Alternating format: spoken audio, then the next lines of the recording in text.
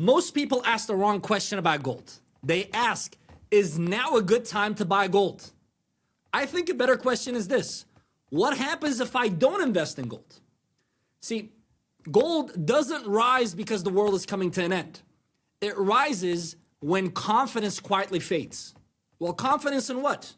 Maybe confidence in money, confidence in policies, confidence in government, confidence that the rules won't change again, confidence that the measuring stick is constant. And when confidence weakens, the subconscious mind looks for safety. What's safety?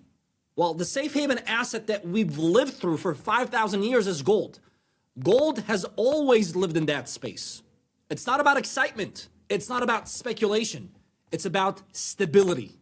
And right now, we're living in an economy that looks functional on the surface. However, beneath that, it's being held together by what? Debt, government intervention, and constant adjustments from the Fed. Your instinct already knows this. That's why the questions keeps coming up. See, gold helps in times like this because it doesn't depend on anything. It's the one thing that removes dependency from the government. It doesn't need a CEO. It doesn't depend on earnings. You don't hear a bailout of gold. You don't hear gold going to zero. And you don't need central bank promises.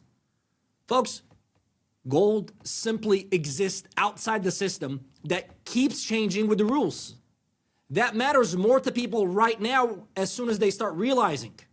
Because when inflation continues to linger, when our buying power continues to drop slowly instead of all of a sudden, the real damage won't be dramatic. It's the kind you only notice years later when your money doesn't go as far as it should. See, gold isn't about making you rich. It's about preventing losses. It's about preserving your buying power. And the subconscious mind is far more motivated by avoiding losses than chasing gains. And that's exactly why gold has survived every monetary experiment in history.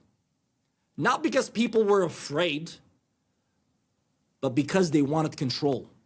Control over their money, control over their value, control over timing, and most importantly, having control over options. This economic period is different because there are multiple pressures happening at the same time. What am I talking about? Debt, global debt, interest rates. You got instability geopolitically. And when the system is stretched this far, tangible assets quietly regain their relevance. Gold is not loud, and it's not chasing headlines. It moves early before the crowd understands why. And no, gold is not a bet that the system collapses tomorrow. It's an acknowledgement that systems change, and preparation feels better than regret. If you're thinking about gold right now, it's not random. It's your awareness. It's your gut instincts. And that awareness is usually the first step before taking an action.